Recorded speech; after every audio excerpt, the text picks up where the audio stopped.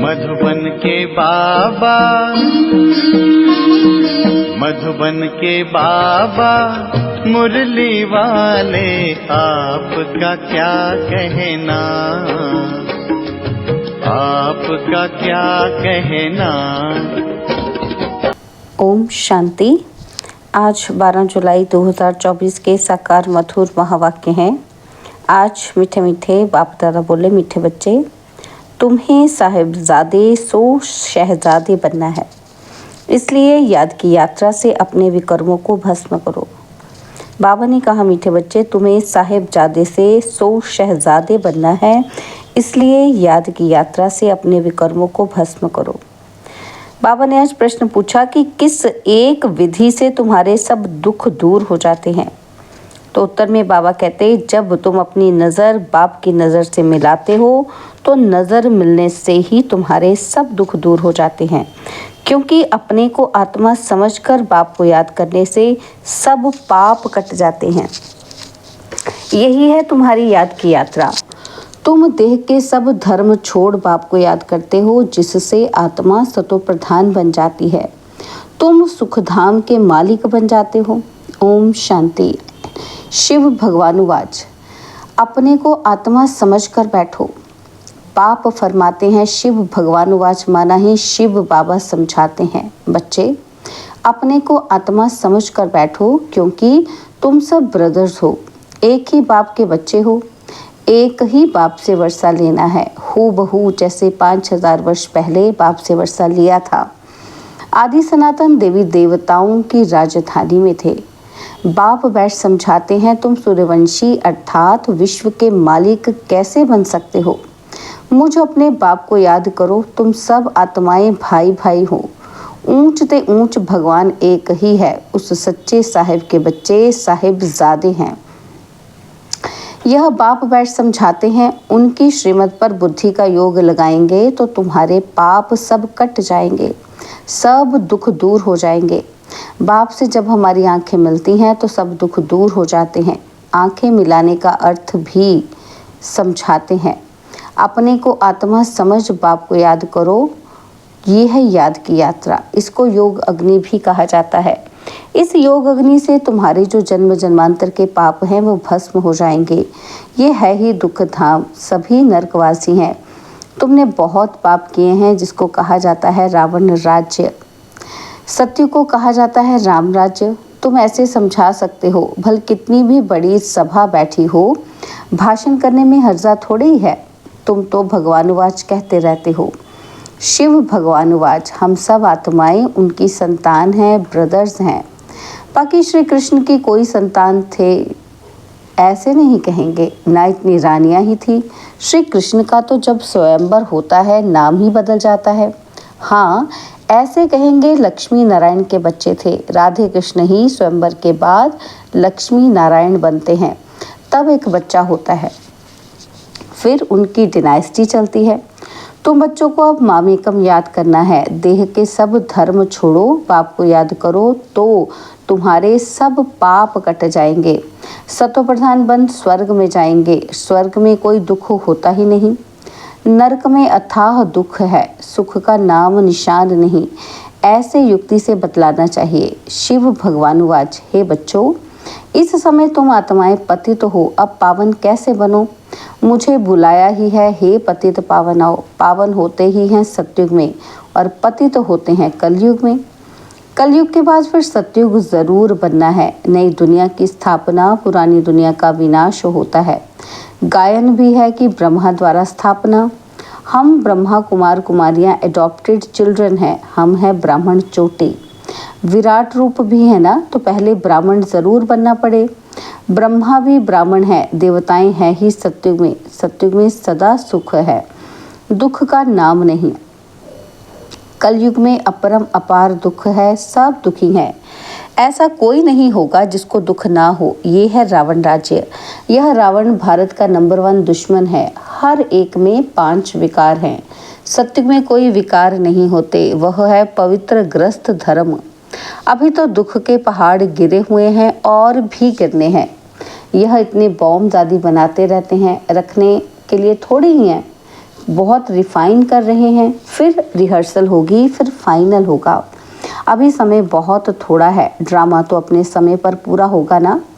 तो पहले पहले शिव बाबा का ज्ञान होना चाहिए। कुछ भी भाषण आदि शुरू करते हो तो हमेशा पहले पहले कहना है शिवाय नमः, क्योंकि शिव बाबा की जो महिमा है वह और कोई की नहीं हो सकती। शिव जयंती ही हीरे तुल्य है। श्री कृष्ण के चरित्र आदि कुछ है नहीं। सत्युग में तो छोटे छोटे बच्चे भी सतो प्रधान ही होते हैं। बच्चों में कोई चंचलता आदि नहीं होती। श्री कृष्ण के लिए दिखाते हैं, मक्खन खाते थे, यह करते थे, ये तो महिमा के बदले और ही ग्लानि करते हैं। कितना खुशी में आकर कहते ईश्वर सर्वव्यापी है, तेरे में भी है, मेरे में भी है। ये बड़ी भारी ग्लानि है, परंतु तमो प्रधान मनुष्य इन बातों को समझ नहीं सकते। तो पहले पहले बाप का परिचय देना चाहिए। वह निराकार बाप है, जिनका नाम ही है कल्याणकारी शिव, सर्व का सदगति दाता। वह निराकार बाप सुख का सागर, शांति का सागर है। अब इतना दुख क्यों हुआ है? क्योंकि रावण राज्य है। रावण है सबका दुश्मन, उसको मारते भी हैं परंतु मरता नहीं। यहाँ कोई एक दुख नहीं है, अपरम अपार दुख है। सत्युग में है अपरम अपार सुख।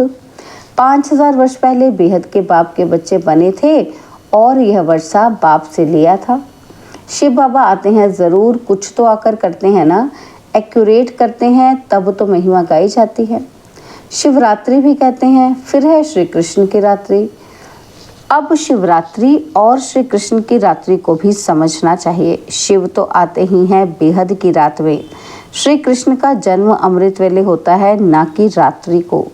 शिव की रात्रि मनाते हैं परंतु उनकी कोई तिथि तारीख नहीं। श्री कृष्ण का जन्म होता है अमृत वेले। अमृत वेला सबसे शुभ मुहूर्त माना जाता है। वो लोग श्री कृष्ण का जन्म 12 बजे मनाते हैं, परंतु वह प्रभात तो हुई नहीं। प्रभात सवेरे 2-3 बजे को कहा जाता है, जबकि सिमरन भी कर सके। ऐसे थोड़े कि 12 बजे विकार से उठकर कोई भगवान का नाम भी लेते होंगे, बिल्कुल नहीं। अमृत वेला 12 बजे को नहीं कहा जाता। उस समय तो मनुष्य पतित गंदे होते हैं, वायुमंडल ही सारा खराब होता है। 2:30 बजे थोड़े कोई उठता है। 3-4 बजे का समय अमृत वेला है। उस समय उठकर मनुष्य भक्ति करते हैं। यह टाइम तो मनुष्य ने बनाए हैं, परंतु वह कोई समय है नहीं। तो तुम श्री कृष्ण की वेला निकाल सकते हो, शिव की वेला कुछ भी नहीं निकाल सकते। वह तो खुद ही आकर समझाते हैं। तो पहले पहले महिमा बतानी है शिव बाबा की। गीत पिछाड़ी में नहीं, पहले बजाना चाहिए। शिव बाबा सबसे मीठा है, उनसे बेहद का वर्षा मिलता है। आज से 5000 वर्ष पहले यह श्री कृष्ण सत्युग का पहला प्रिंस था। वहाँ अपरम अपार सुख थे। अभी भी स्वर्ग का गायन करते रहते हैं। कोई मरता है तो कहेंगे फलाना स्वर्ग गया। अरे अभी तो नर्क है, स्वर्ग हो तो स्वर्ग में पुनर्जन्म ले सकें। समझाना चाहिए कि हमारे पास तो इतने वर्षों का अनुभव है। वह सिर्फ 15 मिनट में तो नहीं समझा सकते, इसमें तो टाइम चाहिए। पहले पहले तो 1 सेकंड की बात सुनाते हैं। बेहद का बाप जो दुख हटता सुख करता है, उनका परिचय देते हैं। वह हम सब आत्माओं का बाप है। हम बीके सब शिव बाबा की श्रीमत पर चलते हैं। बाप कहते हैं तुम सब भाई भाई हो, मैं तुम्हारा बाप हूँ। मैं 5000 वर्ष पहले आया था, तब तो शिव जयंती मनाते हो। स्वर्ग में कुछ मनाया नहीं जाता, शिव जयंती होती है, जिसका फिर भक्ति मार्ग में यादगार मनाया जाता है। यह गीता एपिसोड चल रहा है। नई दुनिया की स्थापना ब्रह्मा द्वारा, पुरानी दुनिया का विनाश शंकर द्वारा। अब इस पुरानी दुनिया का वायुमंडल तो तुम देख रहे हो। इस पतित दुनिया का विनाश जरूर होना है, इसलिए कहते हैं पावन दुनिया में ले चलो। अथाह दुख है, लड़ाई, मौत, विधवापना, जीव घात करना। तो बाबा कहते हैं सत्युग में तो अपार सुखों का राज्य था। यह एम ऑब्जेक्ट का चित्र तो जरूर वहां ले जाना चाहिए। यह लक्ष्मी नारायण विश्व के मालिक थे।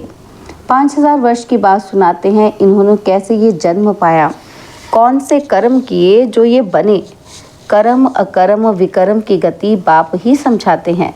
सत्युग में कर्म अकर्म हो जाते हैं। यहाँ तो रावण राज्य होने के कारण कर्म विकर्म बन जाते हैं, इसलिए इसको पाप आत्माओं की दुनिया कहा जाता है।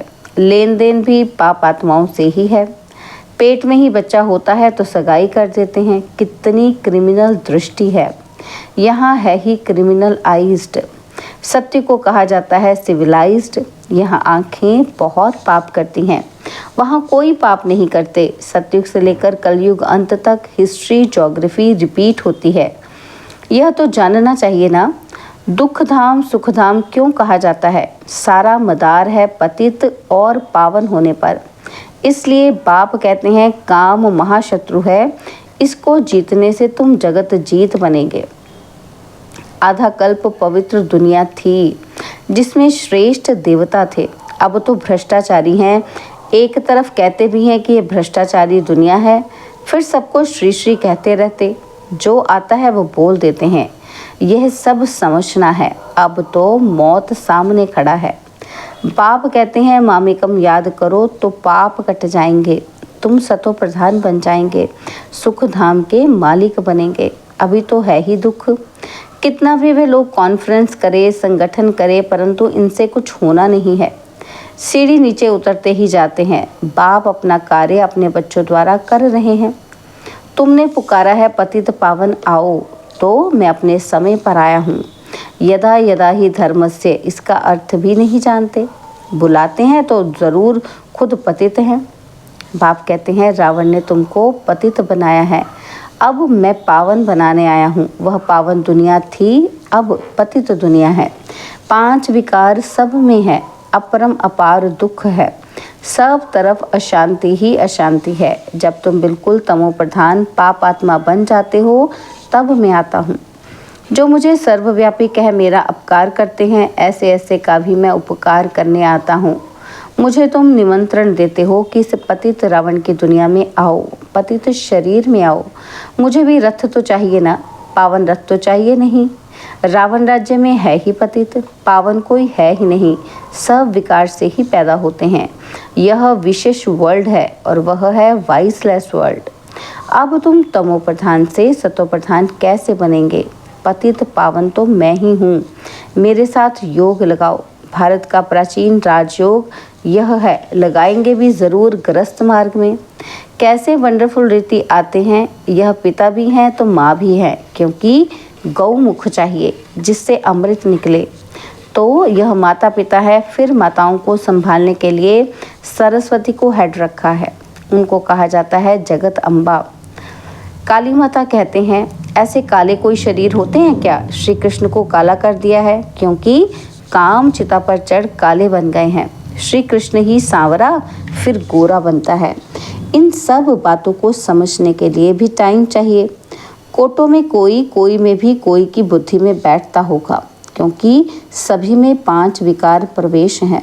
तुम ये बात सभा में भी समझा सकते हो, क्योंकि कोई को भी बोलने का हक है, ऐसा मौका लेना चाहिए। ऑफिशियल सभा में कोई बीच में प्रश्न आदि नहीं करते हैं। नहीं सुनना है तो शांति से चले जाओ, आवाज़ ना करो, ऐसे ऐसे बैठ समझाओ। अभी तो अपार दुख हैं, दुख के पहाड़ गिरने हैं। हम बाप को रचना को जानते हैं, तुम तो किसी का भी ऑक्यूपेशन नहीं जानते हो। बाप ने भारत को पैराडाइज कब और कैसे बनाया था ये तुम नहीं जानते हो। आओ तो समझाएं। 84 जन्म कैसे लेते हैं? 7 दिन का कोर्स लो तो तुमको 21 जन्म के लिए पाप आत्मा से पुण्य आत्मा बना देंगे। अच्छा, मीठे मीठे सिकिलदे बच्चों प्रति माता पिता बाप दादा का याद प्यार और गुड मॉर्निंग। रूहानी बाप की रूहानी बच्चों को नमस्ते। हम रूहानी बच्चों की रूहानी बाप दादाजी को दिलवा जान सिकवा प्रेम से नमस्ते। ओम शांति। प्यारे बाबा, मीठे बाबा, मेरे बाबा, शुक्रिया बाबा, शुक्रिया बाबा, शुक्रिया। धारणा के लिए मुख्य सार है, पहला पॉइंट है कर्म अकर्म और विकर्म की गुह्य गति जो पाप ने समझाई है वह बुद्धि में रख पाप आत्माओं से अब लेन देन नहीं करनी है। और सेकंड पॉइंट है श्रीमत पर अपना बुद्धि योग एक बाप से लगाना है। सतो प्रधान बनने का पुरुषार्थ करना है। दुख धाम को सुख धाम बनाने के लिए पतित से पावन बनने का पुरुषार्थ करना है। क्रिमिनल दृष्टि को बदलना है। बाबा ने आज वरदान दिया, नॉलेजफुल बन, सर्व व्यर्थ के प्रश्नों को यज्ञ में स्वाहा करने वाले निर्विघ्न भव। नॉलेजफुल वन, सर्व व्यर्थ के प्रश्नों को यज्ञ में स्वाहा करने वाले निर्विघ्न भव। जब कोई विघ्न आते हैं तो क्या, क्योंकि अनेक प्रश्नों में चले जाते हो। प्रश्न चित्त बनना अर्थात परेशान होना। नॉलेजफुल बन यज्ञ में सर्व व्यर्थ प्रश्नों को स्वाहा कर दो तो आपका भी टाइम बचेगा और दूसरों का भी टाइम बच जाएगा। इससे सहज ही निर्विघ्न बन जाएंगे। निश्चय और विजय जन्म सिद्ध अधिकार हैं। इस शान में रहो तो कभी भी परेशान नहीं होंगे। स्लोगन है, सदा उत्साह में रहना और दूसरों को उत्साह दिलाना, यही आपका ऑक्यूपेशन है। सदा उत्साह में रहना और दूसरों को उत्साह दिलाना, यही आपका ऑक्यूपेशन है। ओम शांति। और अब यह एक बहुत अच्छी वीडियो भी जरूर देखें।